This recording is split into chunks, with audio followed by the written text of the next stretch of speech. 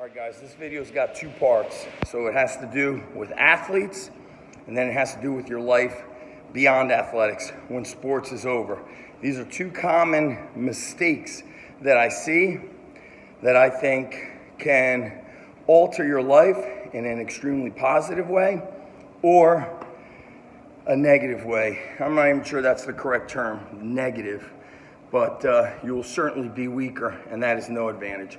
So in-season training, it's like the same thing all the time. The athletes who show up in season succeed at a higher level than the athletes who are, I'm too busy, I'm too tired, I don't have the time.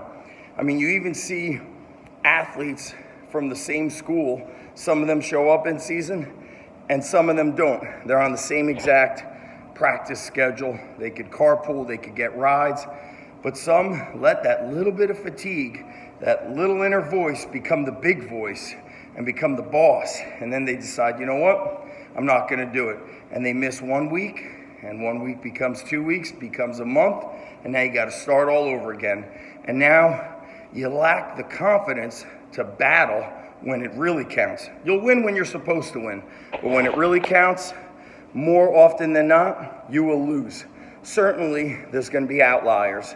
You know, the athlete who could get away with it, but they are not the norm. They are 1, 2, 3 out of 100.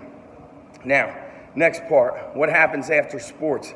I ran into an athlete yesterday and I said, hey man, haven't seen you for a bit.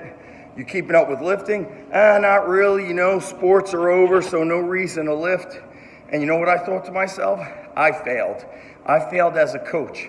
And even though I put the message out there time and time again, you know, no offense to the football strength coaches out there, but how many speeches do we need to give to these athletes before they could actually summon the inner strength to do the work themselves? Or do we need to give a speech all the time? And that is becoming a problem.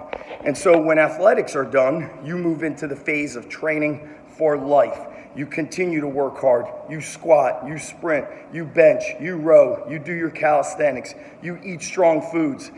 There is no benefit to being weak and unhealthy, nothing.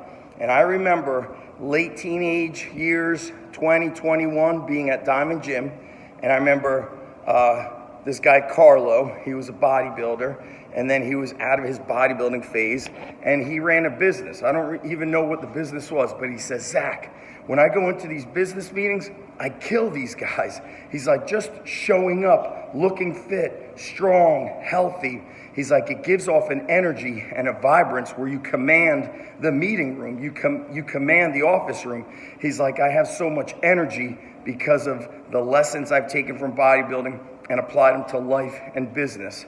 And that was, you know, I'm 46, so we're talking 26 years ago. And that lesson holds true. And think about it, you know, except for Joe Biden, our presidents, you see them exercising. So if the president of the United States can exercise, then John Smith, Susie Smith could get out there and do it. As Mark Smelly Bell says, strength is never weakness, weakness is never a strength. So figure it out. We can't keep handing you this. And I think, you know, I'm not into this whole politics thing, but if I look around, America is in trouble because we want comfort. We need the motivation. We need the inspiration. You're not always motivated. You're not always inspired.